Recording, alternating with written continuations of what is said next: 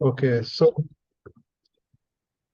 okay, if somebody else who has a good connection, if you can also as a standby have it. No, you see that now everyone is Nita, whoever is co-host, they are recorded already started. You see that? Yeah, yeah, it's there. So don't worry now, nothing to worry. Okay, fine. So It'll it be is fine. Yeah. okay. So this being a satsang session, so we have plenty of time for discussion, and it's a nice question answers have been formulated by Chaitanya Madam and Dr. Anupama. So we'll go ahead. So recording is started. So Panaga can start. Harihi Om Shri Gurubhyo Namaha. Om Vakratunda Mahakaya Suryakoti Samaprabha Nirvignam Kuru Me Deva Sarvakaryeshu Sarvada Guru Brahma Guru Vishnu Guru Devo Maheshwaraha Gurur Sakshat Parabrahma Tasmai Shri Gurave Namaha Tasmai Shri Gurave Namaha. Team Param Vedanta warmly welcomes you to the Satsanga session 12 of Panchadashi, the powerful Vedantic text authored by the great saint Swami Vidyaranya. We are now studying the second line of the shloka from the Brihadaranya Upanishad, Kimichan Kasya Kamaya Shariram Anusanjvaret. We have gone through 5 out of the 7 stages from Agnanam to Tripti and are now in the 6th stage, that is Shoka Nivritti. In this stage, the topic of Ichcha or desires and the role of prarabdha are discussed.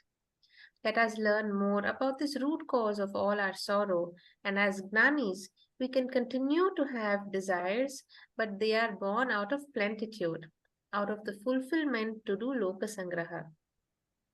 In today's class, we are going to study verses 167 to 188. Since this is a satsanga, all participants are free to unmute, ask speakers any questions arising in their minds, and answer the thought-provoking questions. Before we begin today's class, I request Dr. Anupama Shetty ma'am to help us recap what we learned in the previous class. Over to you, Anupama ma'am. Om Shri Gurubhyo Namaha. A recap of verses 145 to 165. To break the monotony, I have chosen to make it into a quiz. Anybody is free to answer the questions. And if you think the answers are not appropriate, you could always suggest better ones. First question. From this Brihadaranyaka mantra 4412, Kim Ichan suggests which of the following: Raga Dvesha Nisheda, Artha Kama Nisheda, Bhogya Prapancha Nisheda, or Bhogya Prapancha Nisheda?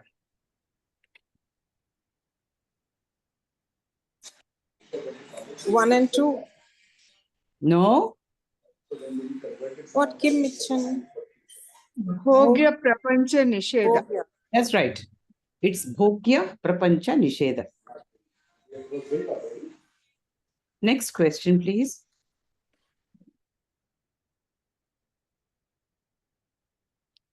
Okay, what drives us to do any karma? Is it lobha, moha, matsarya, the negative qualities in us? Is it avidya, kama, vasana? Is it ichcha, jnana, moha? Or is it avidya, kama, karma? Avidya Karma. That's right. Avidya, kama, karma. Next one, please. All of us have 3 Shaktis: Jnana Shakti, Ichcha Shakti, and Kriya Shakti.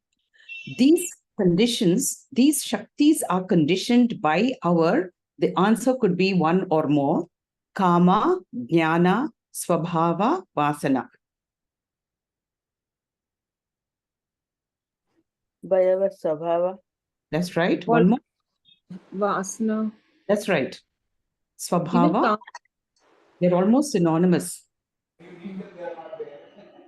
Next question, please. How can the same ichcha become alankara for a jnani and samsara for an ajnani? Something makes the difference. Choose the right answer. Jnanam. Jnanam. That's right. It's jnanam that makes the difference. Prarabdha is of three types: ichcha, aniccha, and parecha. The phrase kim icchan refers to ichcha, aniccha, parecha, or all of the above. All of the above. No.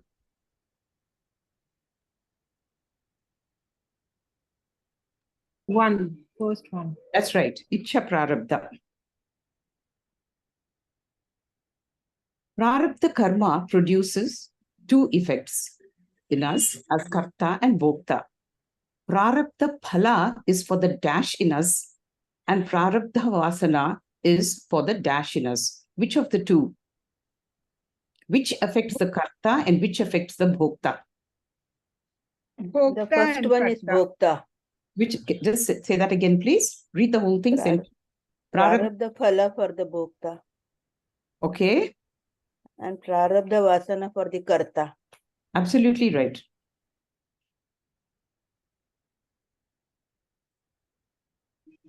A jnani's ichcha can be described with three words. Just can you use three appropriate words to describe the ichcha of a jnani? Non-binding. That's right. Moral. Yes, ethical. And ethical, moral. Yeah, ethical is moral. And what's the third one? It should be?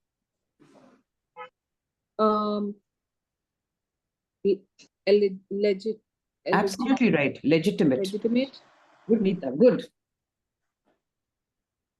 Shruti does not negate jnani's ichchas, but only falsifies them as mithya. This falsification is called asatyavada, ichcha badha, ichcha dvara bhoga, or aniccha. Asatyavada. No. Oh, the answers come. It's ichcha badha. That's how it becomes a roasted seed.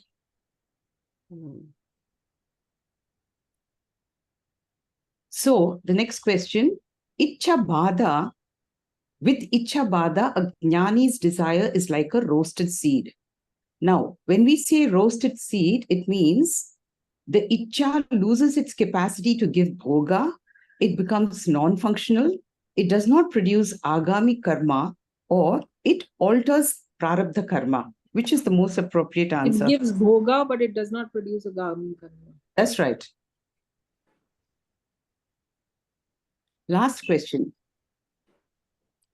What is the difference between the bhoga of a jnani and an ajnani? You can use this picture and use a few words to tell the answer. Both of them have bhoga, ichcha bhogas. So what is the difference between the bhoga of a jnani and an ajnani? From the picture, so he does it out of contentment, and it's non-binding. Okay. And this one binds him, it makes him samsari. He gets into the jal. That's right. That's right. So we know that a jnani is soaked with Brahmananda. That's his nature. So these little Vishayanandas, these little ichcha bhogas triggers that Brahmananda in him, because he's always nandati, nandatyeva. So little triggers push him into that state. Whereas an ajnani, when he gets some kind of a bhoga, enjoyment, he gets so enthralled, so enticed, so trapped that he suffers vyasana, means anxiety of losing the bhoga, and it becomes a samsara for him. That's all. Thank you. Any questions, any answers to be challenged? Any doubts?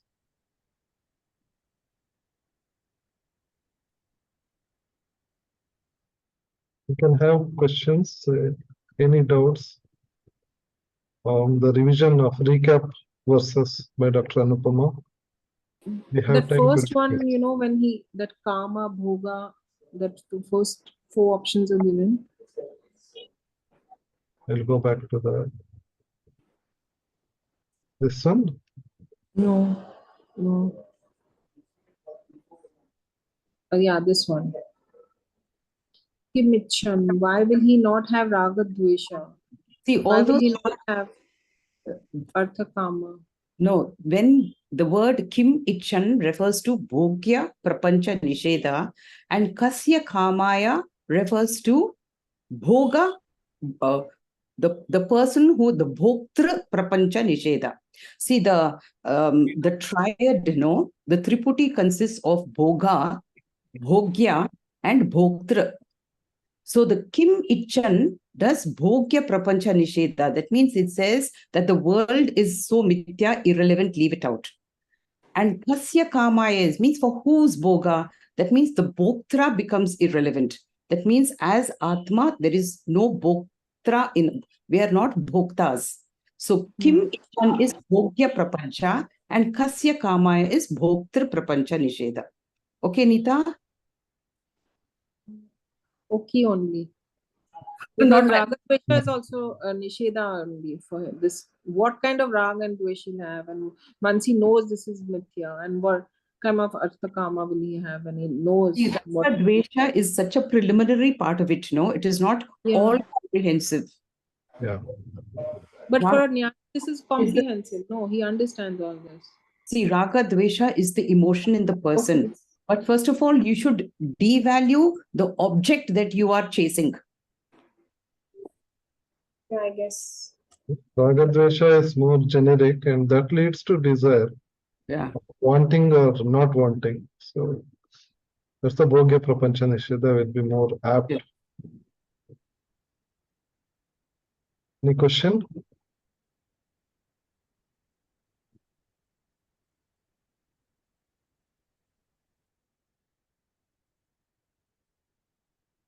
Sadashiva Samarambham Shankaracharya Madhyamam Asmadacharya Paryantam Vande Guru Paramparam. Om Shri Gurubhyo Namaha. So in the whole of this 7th chapter of Panchadashi, Nitya-Deepa, we are dealing with this one verse from Vidyaranya Upanishad.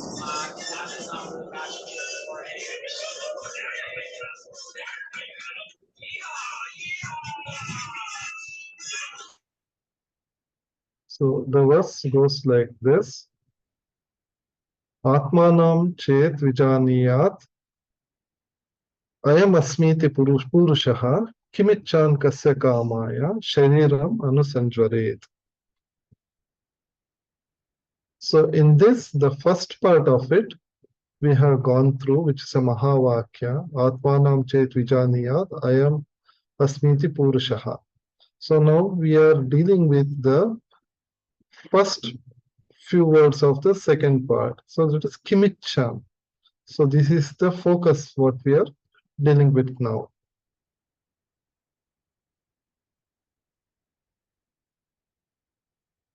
Just a second.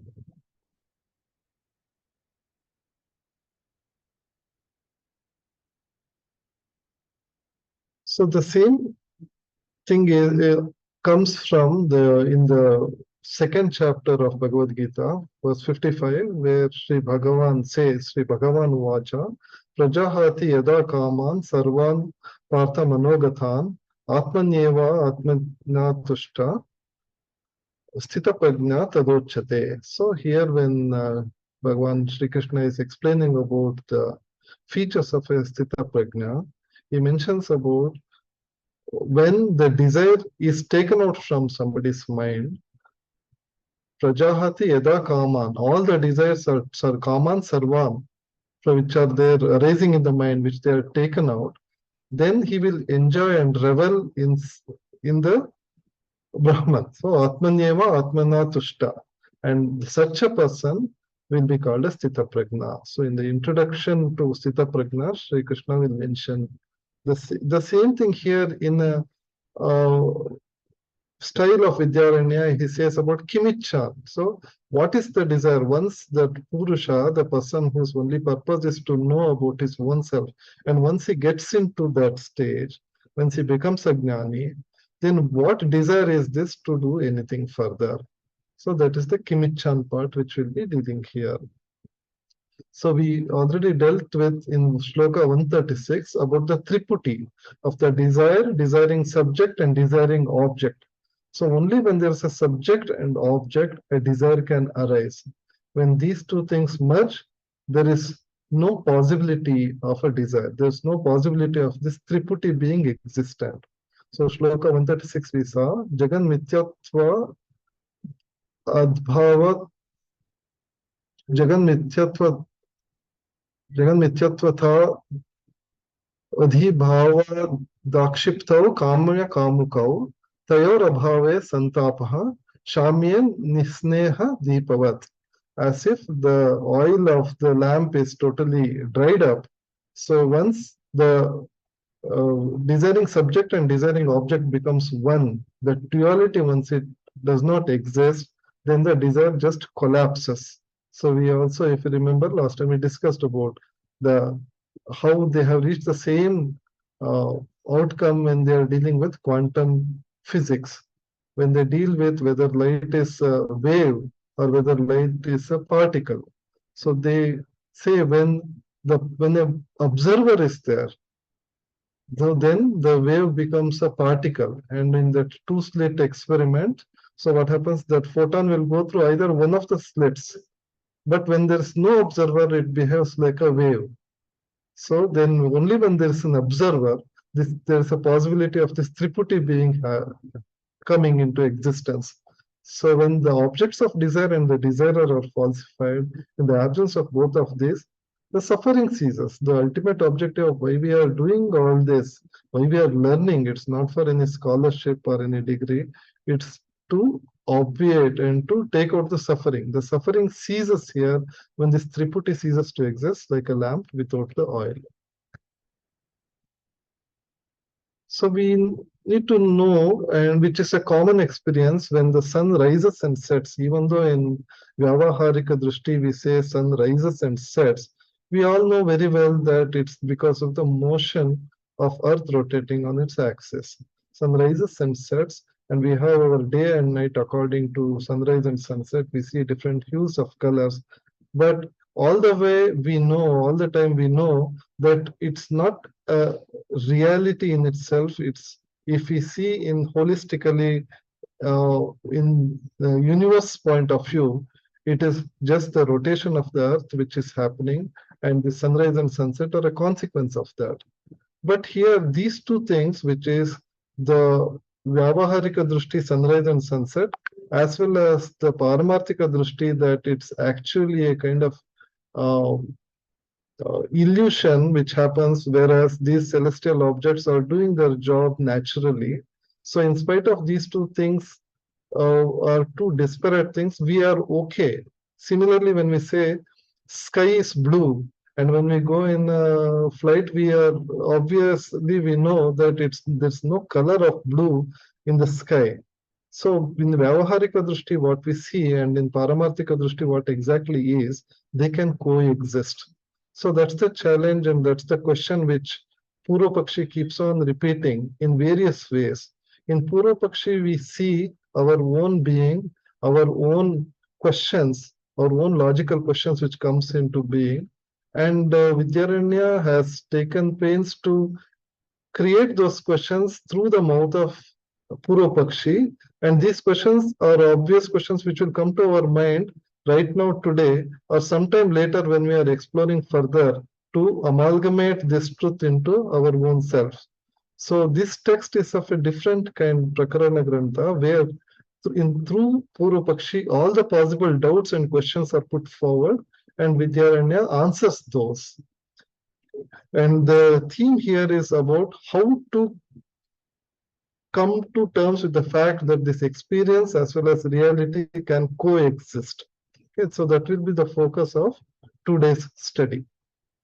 So this is something which we went through with the example in the Dr. Anupama's quiz, that three types of prarabdha karma: ichcha prarabdha, aniccha prarabdha, parecha prarabdha. So these are unique terminologies which are introduced by Vidyaranya exclusively in this text, nowhere else Swami Paramatmananda says it is elaborated this way, but that serves the purpose which we saw already. So whenever we perform something repeatedly, it produces two types of results. One is karma phala, and second one is the habit or vasana in the karta. So the example here to understand this better is about drinking coffee. When we drink coffee, the karma phala, what happens is the caffeine which is there in the coffee will give us a kind of excitement or a kind of activeness or alertness. That's the karma phala. But when we keep on having coffee, the vasana, the habit, what is formed is that in the early morning, it's not just because of the addiction to caffeine, it's as a kind of habit, we tend to see where is my morning cup of coffee. So that's the other thing, the vasana which happens in the karta. So this vasana is something which will be there even when the jnani gets into the self-knowledge. Once he acquires the self-knowledge, still because of the vasana what he has, there will be a time in which the prarabdha continues to play through the vasanas, and he plays around in the world according to his vasanas which are existent already. So jnani can have desires due to vasanas. We have to work on vasana akshaya. That's a strong likes and dislikes. Fully knowing that why we are doing that, it's because of the vasana. Once you gain that self-knowledge, still when we tend to do, when we are compelled to do, so that awareness itself that this is because of the vasanas, this is only the gunas which are playing out. Those strong likes and dislikes, we need to play them down. It's not like we can't totally obliterate them. We need to play, like a drama, but that we need to be always aware that it is how that is being played, and my actual place is in the green room by the side. At present, I am on the stage and playing according to how the gunas are playing out and how the vasanas are playing out. So that is titiksha. And we mention about special prayers. So Swamiji says that we have to work towards port reduction and clasp rejection. So that again, it was explained that port reduction is we have to reduce our possessions, obligations, responsibilities, and transactions. Whereas clasp rejection is about rejecting the controllership or ownership.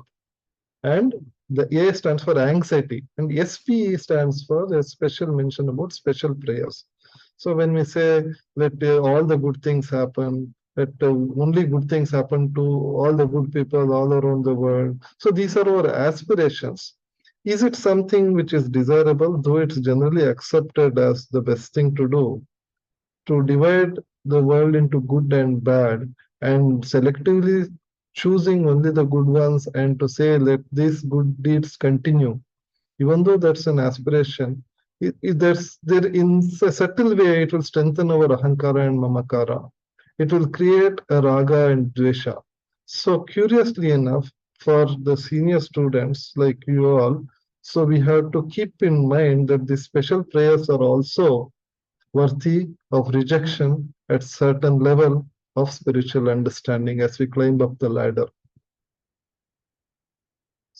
So we studied about prarabdha, how prarabdha continues in spite of jnanam, and that's because of the vasanas. It's like you imagine a 100-meter dash, a person who is running the champion, as he hits the end line, so he cuts the ribbon and he can't immediately stop, even though the whistle is blown and everybody is celebrating his victory.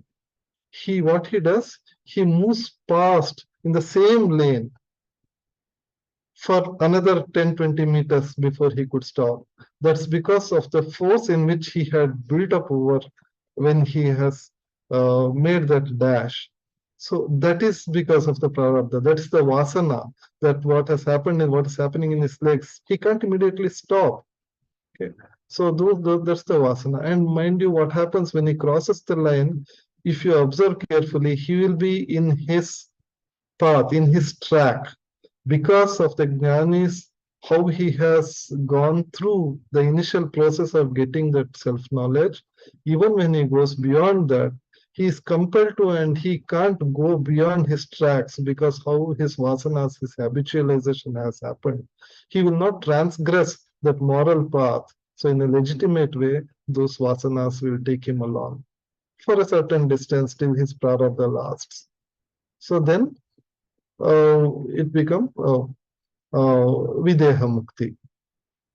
So how to downplay it? The example given here is about how the stars vanish when the sun rises because of the prakash of the sun. So even though the stars are existing, even though the world is existing, for the jnani, it just vanishes. It just ceases to exist. So he will learn to downplay the world around him. So we'll start with today's verses, starting with Dr. Anupama, verse 167. Dr. Anupama, please. Shri Gurubhyo Namaha, verses 167 and 168. This is continuing from where we stopped. That is the difference between the bhoga ichcha of a jnani and an ajnani. We know that the bhoga ichcha of a jnani is like a roasted seed because it does not produce any agami karma. So for this jnani, every bhoga is transient. What is its purpose?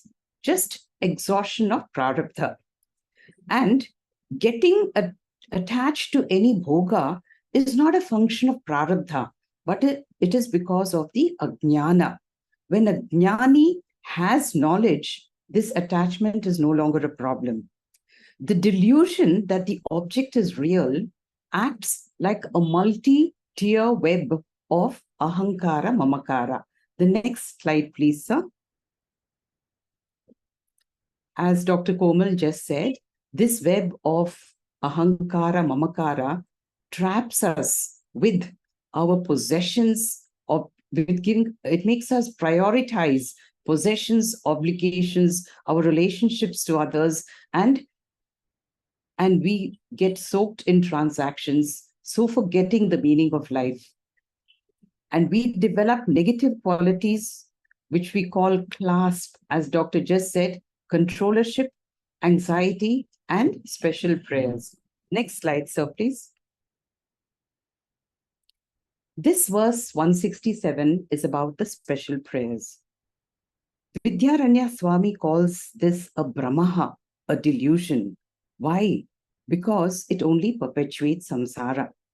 When we pray for security, well-being, and expansion of our possessions, relationships, and transactions, we are just wasting our time.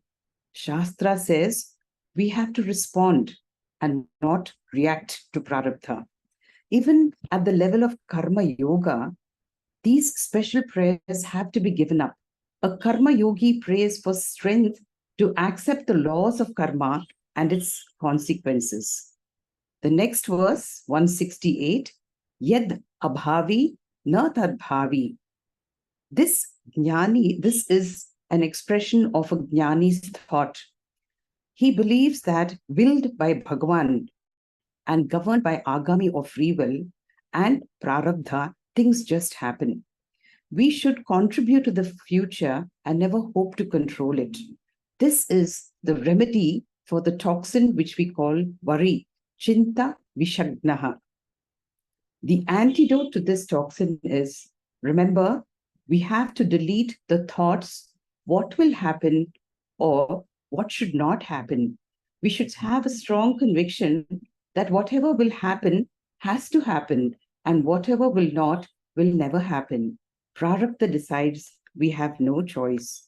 Lord Krishna has said, Yasman no dvijate loko, loka no dvijate cha yaha, harsha marsha abhaya udvega, mukto yaha sacha me priyaha.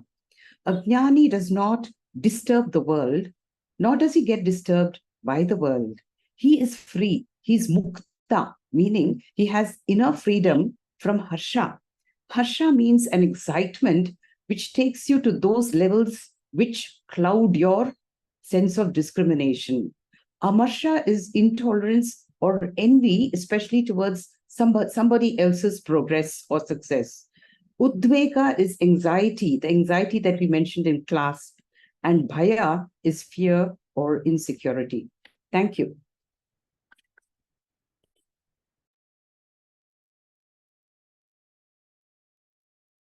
Om Shri Gurubhyo Namaha.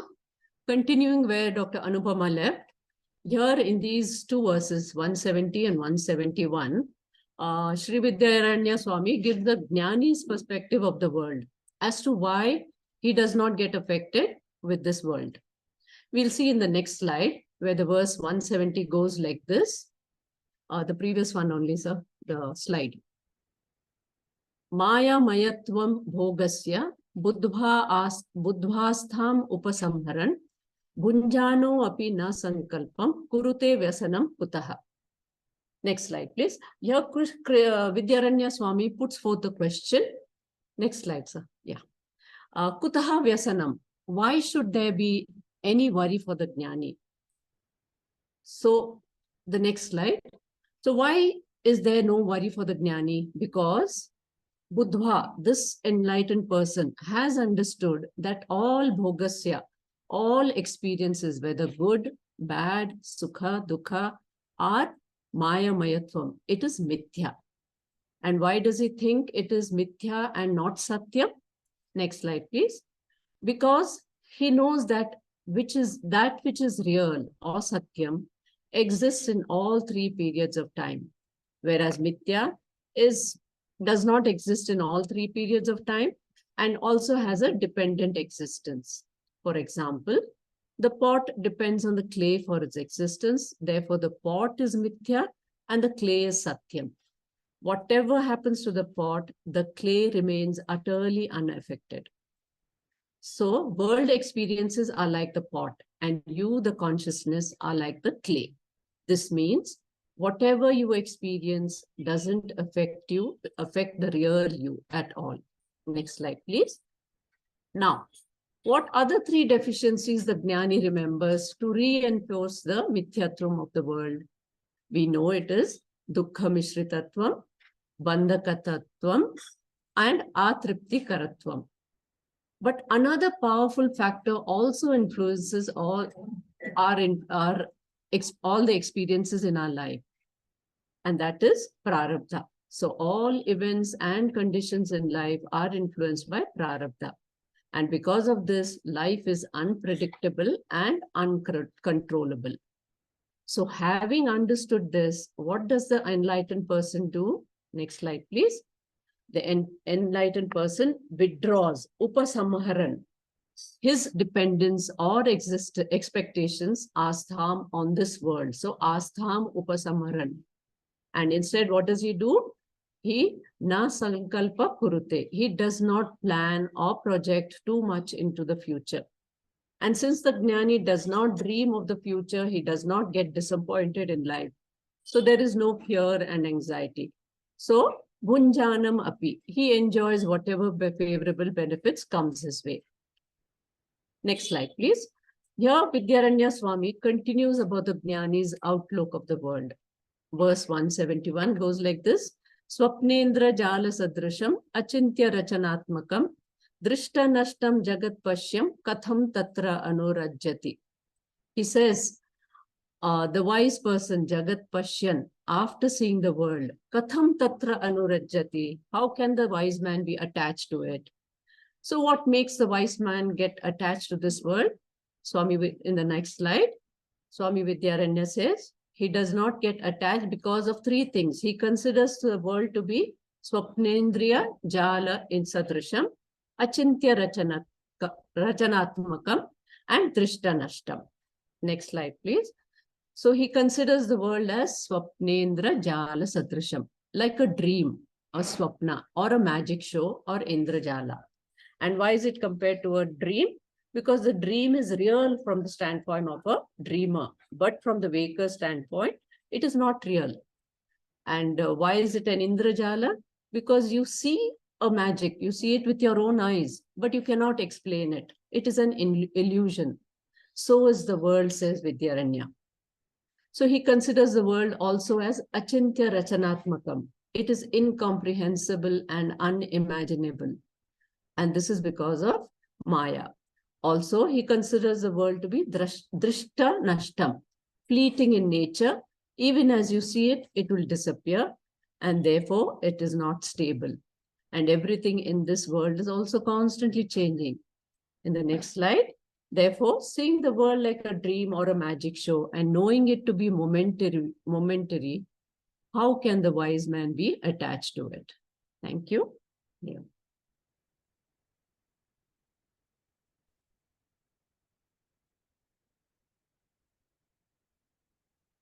Hari Om, Shri Gurubhyo Namaha. Next slide, sir. In the 12th chapter of Bhagavad Gita, from the 13th verse to the 19th, Krishna says that even for the greatest Jnani Bhakta, his Sanchita and Agami karma may be wiped clean, but he has to exhaust his Punyam and Papam prarabdha karma accrued from his previous Janmas in this lifetime only. Such a Jnani lives as long as his prarabdha karma are exhausted and then their body just falls off. Next slide, sir. In Tripti Deepa, we have been trying to understand, even with objects of experience and enjoyment being same, why a wise man is not worried, but an ignorant man is worried. The wise man, having contemplated on the similarities between the dream world and the waking world, understood the illusory nature of the objects of enjoyment. He knows that the world is unbelievable, incomprehensible, and momentary in nature, just like a dream or a magic show. We know that a magic show or a dream are real, but while experiencing them, they appear as very real. A Jnani, well knowing that the magic show of life is not real, he enjoys it. So what harm can come to a Jnani who takes up a role or as a spectator in the magic show of life? For a dreamer, dream life is real. For a waker, waking life is real. Vedantically, in all respects, jagrat and swapna are same. Both are experienceable, tangible, capable of giving pleasure and appear real for the relevant observer. The wise man, having contemplated on the common points of the characteristics of these observers, comes to renounce the notion of reality in the waking experience and thereafter gets enchanted and attached to the enjoyments as before. The following examples refer to in establishing the two verses, but due to limited time, I will refrain from going into the details. One is the magic show. Second is the movie. Third is the Bharjita Bijavat, roasted seed, which started from Sloka 163. Next slide, please. Swami Vidyaranya, reflecting on the magic-like nature of the world, says, Indrajalam Dvaitam Achintya Rachanatvatah Itya Vismarato Hani Kava Prarabdha Bogataha.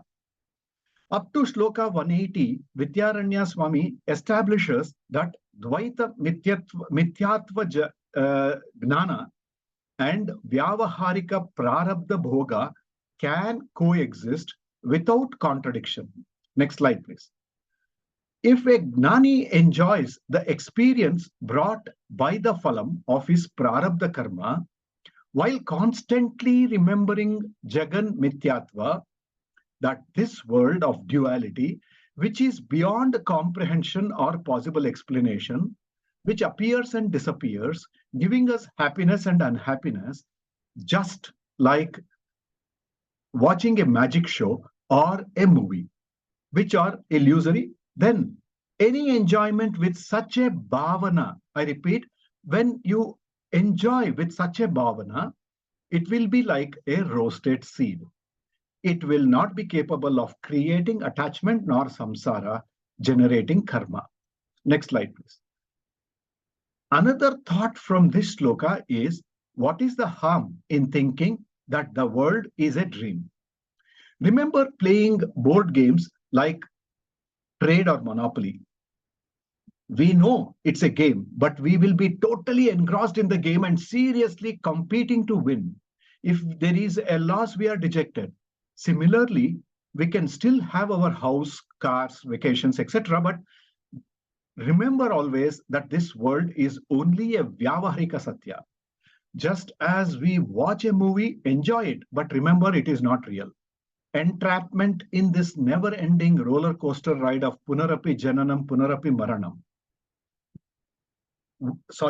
Worry indicates abhimana, and abhimana results in samsara anuvrutti, entrapping us in this never-ending roller coaster ride of Punarapi Jananam and Punarapi Maranam. If we don't want samsara, drop worry and abhimana, just like the jnani, and enjoy this Dvaita Prapancha like watching a magic show with its logical inexplicability and undefinability. Next slide, please. There is a doubt or argument of Purva Paksha. If Vedantically Mithyatva Nischaya, that is Jagan Mithyatva, is established, can such a falsified world give Sukha, Dukkha, Bhoga due to prarabdha karma? In the rope snake example, if we are aware of the rope, we won't experience a superimposed snake. Likewise, if you know Brahman, how can you experience this world? In the Shloka 167, Vidyaranya says, Vidyarabde virudhyete na bhinna vishayatvatah janad bhir apya indrajalo vinodo drishyate kalu. It is very much possible that a falsified object can function to give sukha, dukkha, bhoga. Firstly, the two important aspects belong to two different fields, namely, fructifying prarabdha karma or bhoga pradatvam is from vyavaharika drishti or angle, and jagan mithyatva or self-knowledge is from paramarthika drishti or angle. To illustrate the point, take the example of a magic show or a movie or a TV serial. We know that what we are watching is not true, but but it is only a performance by the actors, and it is only a recorded light that is falling on the screen in case of movie or TV. At times, these things invoke our emotions. It can be laughter, happiness, or anger, or sadness. The mithyatva jnanis who are watching very well know it is just a story and it is not real. But its capacity for bhoga pradana or creation of enjoyment and to evoke emotions has not been destroyed. Even with our knowledge that it is not real, but it's just a mithya magic show or a movie or a TV serial. Next slide, please.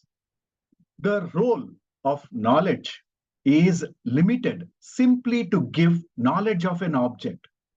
It cannot in any way influence or bring about a change in the object or its properties. The knowledge, I am infinite self, I am not the body, the world is unreal, does not destroy or change the body or the world, but our outlook changes. Our attitude towards our body and response to the world changes.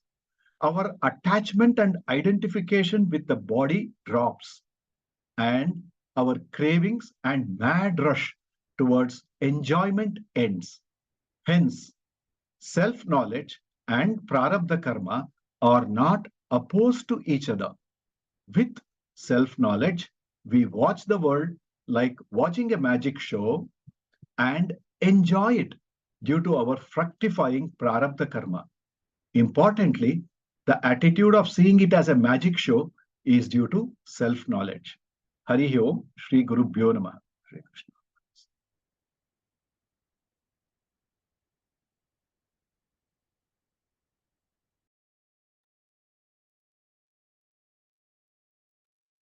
Hari Om, Shri Gurubhyo Namaha. Can we go to the next slide, please? So Purupakshi has now introduced that to get the jnanam, you should have Nirvikalpa Samadhi. And the argument is that only in Nirvikalpa Samadhi, you have both Advaita Adarshana, means you don't see the world, and you also have the knowledge. You focus on the knowledge. But Swamiji says, for knowledge, you should actually have pramana. And the pramana which we have is the teaching by a guru, a systematic understanding of Shastras is the right way of gaining knowledge. You don't have to have real Nirvikalpa Samadhi to gain the knowledge. So in these two verses, 187, as we see in the next slide, Ubayam militam vidya yadi tari gatadayah arda vidya bhajinam syu sakala dvaita vismrutehe. Now here Dvaita vismrute is understood as Dvaita Adarshana, the absence of the world or blackening of the world. And Ubhayam, Atma Vidya, Militam.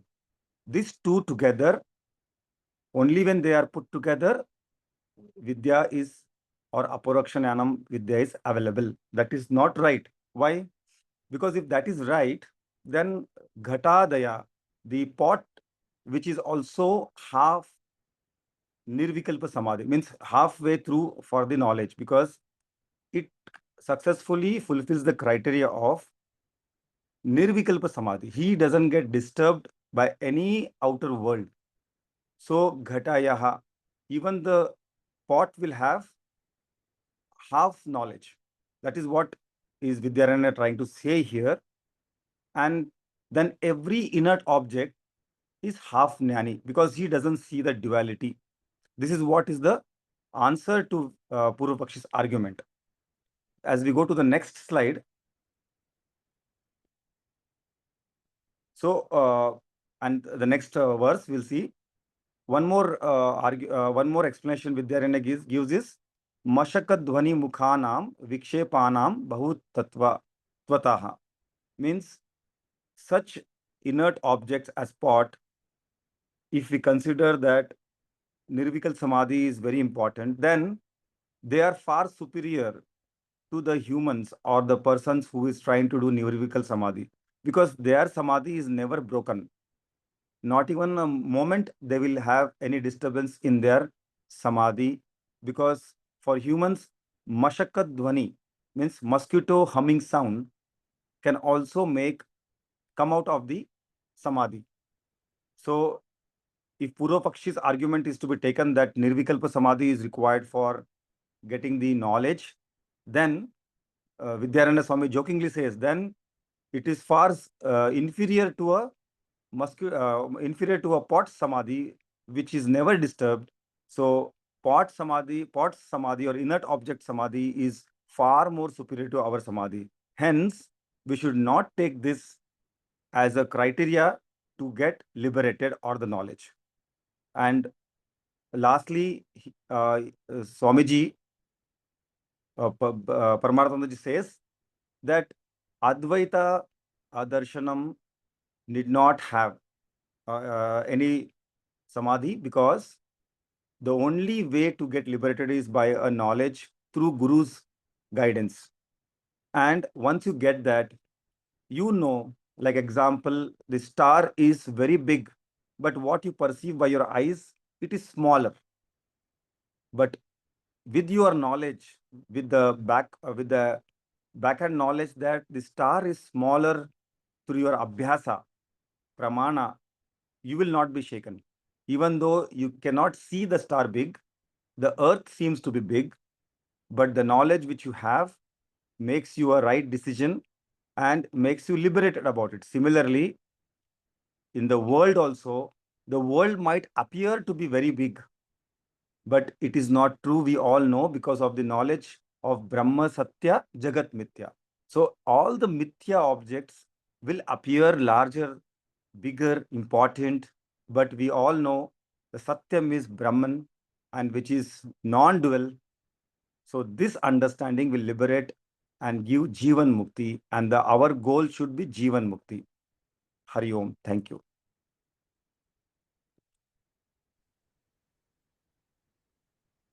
Thank you, Sachin.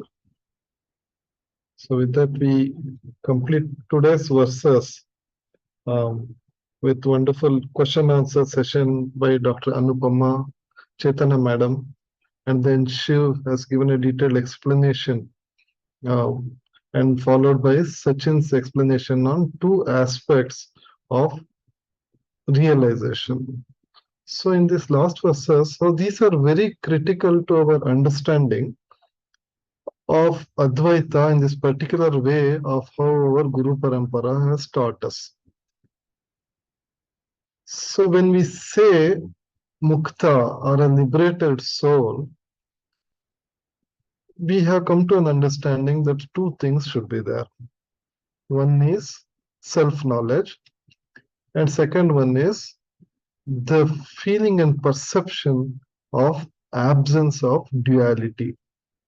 Subject, object will not exist. So there is no two things. Sarvam Brahmamaya. So in that state, so what are the states in which we get into that stage of non-duality, where the absence of duality happens? Common example we see is of Sushupti. In Sushupti, we get this experience of non-duality, absence of duality. Okay, we get that experience of Advaita. So now the Purva question is, so do you mean to say that the person in Sushupti is a liberated soul? So the understanding is two things should be there. One is the knowledge of the self, the reality, and second one is the absence of duality. So these two things should be there. Now, Purapakshi keeps on combining this various permutation combination of these two and keeps on questioning about like what if both are there, what if both are not there. And to each one of it, Swami Vidyaranya gives a fitting reply and take us to the point to say that these two are both essential, whereas absence of duality is not something which need not be continuous. Self-knowledge is something which has to be there throughout to say and to signify a liberated person.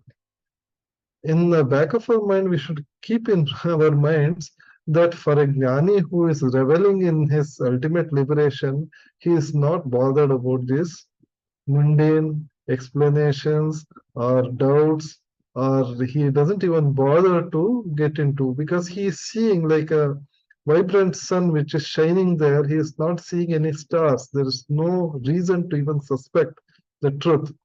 But the people who are in the cusp are the people who are gracious enough to explain and lift the others to see the sun. So those are the people like Swami Vidyaranya. It's out of their graciousness they have taken these questions which would arise in people who are in the way towards acquiring that ultimate liberation. And he, through Purupakshi's standpoint, he puts these questions and answers those doubts. What can be the doubts we can have? We'll go through in like various permutation and combination. Self-knowledge, absence of duality, these two things. So what will happen if self-knowledge is there as well as absence of duality is there? There is no question, we all accept. So that's the stage of liberation. So suppose self-knowledge is not there, but absence of duality is there. So can there be circumstances where this can happen? There is no duality. You won't feel that there are two things. You are one with the world, one with the universe. Where will that happen?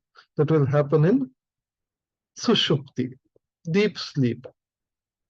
So we know that we don't exist as a separate entity. And the same example is taken here about Vidyaranya mentions about pot example, where if you take for a pot which does not have that awareness, so the pot does not differentiate itself from the water inside or the air outside. So it is in a way half liberated. So that's mockingly, jokingly, Vidyaranya will be mentioning that one. So if pot acquires self-knowledge also in any way, then we can say that it is liberated pot, but it's impossible for that to happen. So to come to newer example, what happens being in neurology, so we see some patients where people will get into that stage. Really, we see them in our clinical practice where that absence of duality seems to be present in some of our patients. So we would have heard of right brain and left brain. Okay.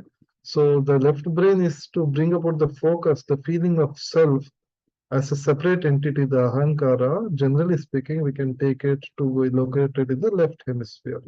So people who have a disease or a stroke in the left hemisphere, so they feel, for them, the right hemisphere is something which is more, it makes you merge with the universe around you.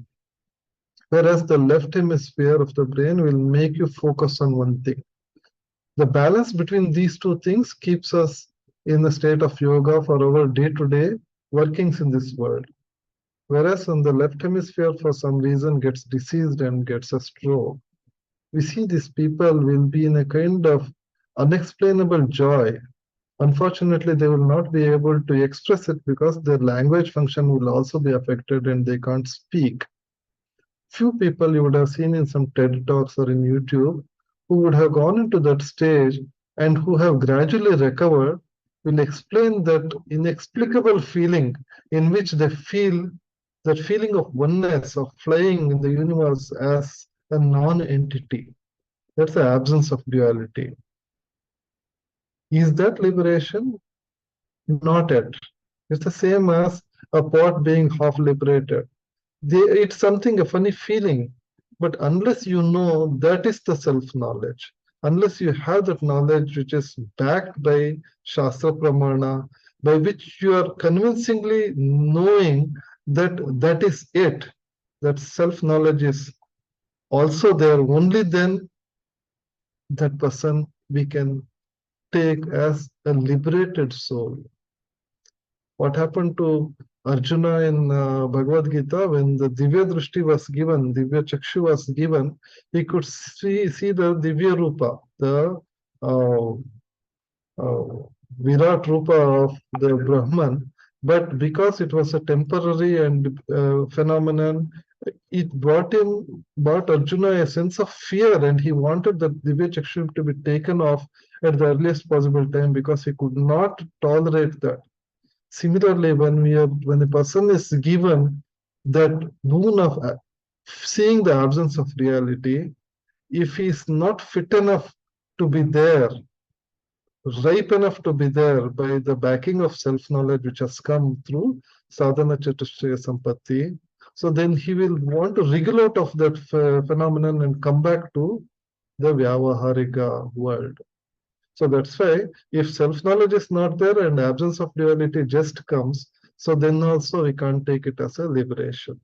If both are not there, definitely there is no way. He is an ignorant person. So that's Anujvara, which Swamiji mentions in his talk, which was forwarded recently. So that's a totally ignorant. He is not even aware of self-knowledge, and he is not even aware of an entity called absence of duality. Yeah. Whereas when both are there, then that is the state of a jnani, a liberated soul.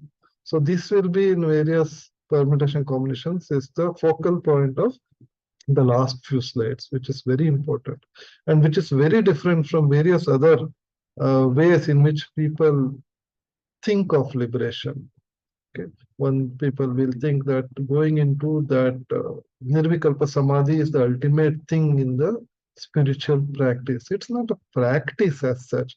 It is a state in which you and the universe become one, Sarvam Brahmamayam. To get into that stage and to know that is it and there's nothing beyond. So that is the liberation according to our lineage, what we have seen. And why is it that are we bifurcating here the ultimate truth when it is only one? Are we dividing this truth into various roots and seeing this is our truth and there's something else other than this? We have to always remember the reason why we got into this track, this spirituality, this exploration into self, was to take out that fear which we have in ourselves about the non-permanence of ourselves. Whereas we are very sure that we are permanent. So in this universe, anything which is natural will not have any resistance. If birth is natural, death is natural. if expansion is natural, then why is that unnatural feel of fear when we feel that we are impermanent? That thought that we will cease to exist. It's just because it's not the truth. It's just because we are permanent and we hang on to that thought that we are confined to this body and this body is going to cease to exist after some time. Because of that fear is something which will prevent us from, which will make us explore this path to understand. So once we get to that truth, get to that ultimate truth that we ourselves as well as everything outside is one and the same, subject and object is the same, then what other truth is there to explore? What other dimension is there to explore? So that's the ultimate way that once you know the truth, as well as when you experience that non-duality, then that's the state where there is no further place to go, nowhere to go, nothing to do. This is the state when it is. So in between here, the previous verse I also want to mention, where is it possible, is it all or none phenomenon that once you get into that stage of non-duality, you can't just come out of it, at least temporarily. It's like telling somebody that a person who goes to swim and he just jumps into the water, he becomes a swimmer not because he's always inside the water. There will be times when he comes out to take a breath or to explain people outside how beautiful the environment, the colors, the fish, those corals are there deep inside the sea. That doesn't make us believe that he has not seen what is there underneath. So it is essential, like how Yajnavalkya could come out and teach, even though he was a jnani. It doesn't mean like he is a jnani and he is out of this world, because duality does not exist for him. So the self-knowledge is a non-negotiable prerequisite for that liberation, whereas that absence of duality can come and go, okay, at the will of the jnani, at the will of that swimmer. When he wants, he can just pop his head out and exclaim and call others who are seeing outside, what are you doing there? Dip inside and see how beautiful it is inside here.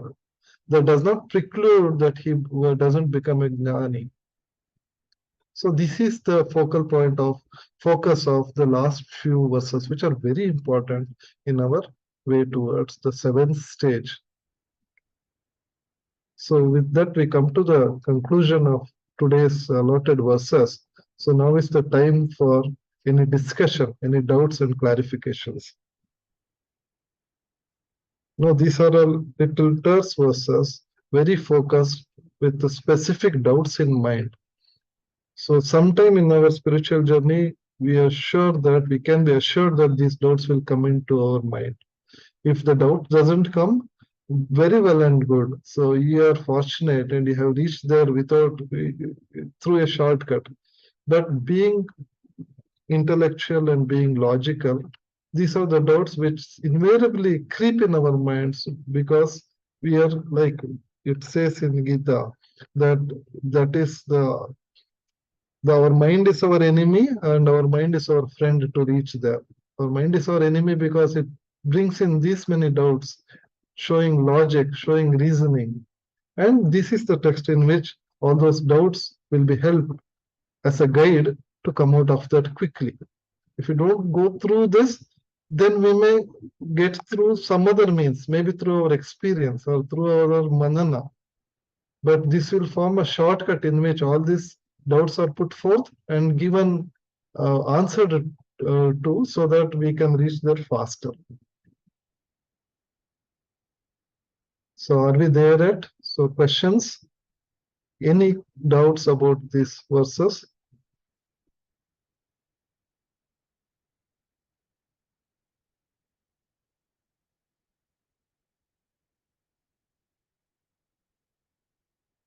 We'll have some more time. Hello, somebody? I heard somebody. What is fructified prarabdha karma? Yeah, if you take the same example as that runner who is running a 100-meter dash, so after he puts a break to his run, even after he finishes end line, the ribbon is cut and he's declared the winner, but he still goes another 20 meters because of the force and the vasana which he has developed over time. But once he crosses up to that 20 meters, because he has completed his force is dissipated, he stops. That's when the fructification of prarabdha comes. For some jnanis, the fructification will come by doing something, by building an ashrama or making a YouTube video, okay, or making a series like how we are doing, or building a school, Veda Patashala. Okay, these are various ways. So for some jnanis, it can be just getting into music and excelling in that. So there are jnanis will have their own ways in which they focus, they divert their prarabdha to get fructified and getting over. It's like clearing your debts. All your EMIs are cleared. Don't you remind yourself of the date in which all your EMIs are, the bank will give you a letter that all your EMIs are cleared. That is fructification. Thank you.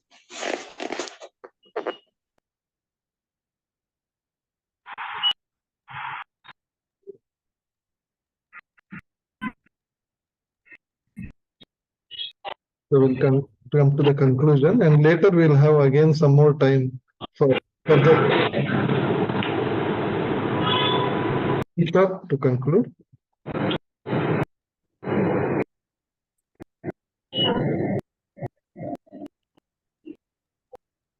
Thank you, dear speakers and Dr. Komal.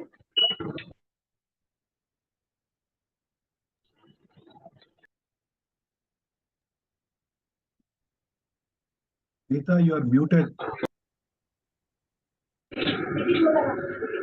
Thank you, dear speakers and Dr. Komal. Jnani downplays his prarabdha, and which continues. The duality which also continues is at the vyavaharika level, but he understands its mithyatvam. It is an appearance. It is a dependent reality. Ayam iti purushaha, then kimichan kasya kamaya. What desires can I have? And we also know no special prayers. The condition of our mind cannot and must not affect my nitya mukti nature. Sincere thanks to all our viewers for joining us in this spiritual quest. This satsang will be broadcast tomorrow at 6:45 p.m. That is Sunday, 27th August. We will meet again on Tuesday for the next set of 6 verses. That is 29th August. Om Purnamada Purnamidam Purnat Purnamudachyate Purnasya Purnamadaya Purnamevavashishyate. Om Shanti Shanti Shanti Harihi Om Shri Gurubhyo Namaha Harihi Om.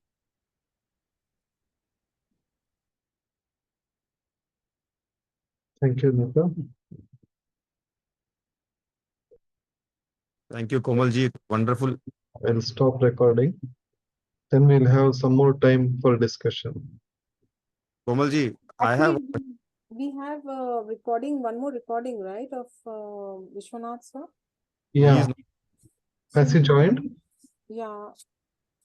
Where is sir? Neeta, she is not there now. Oh, he's not there. So then he'll send it privately. Okay. Yeah. Okay. So I will stop sharing. I will. Recording also we can stop. Probably just a second. Stop recording.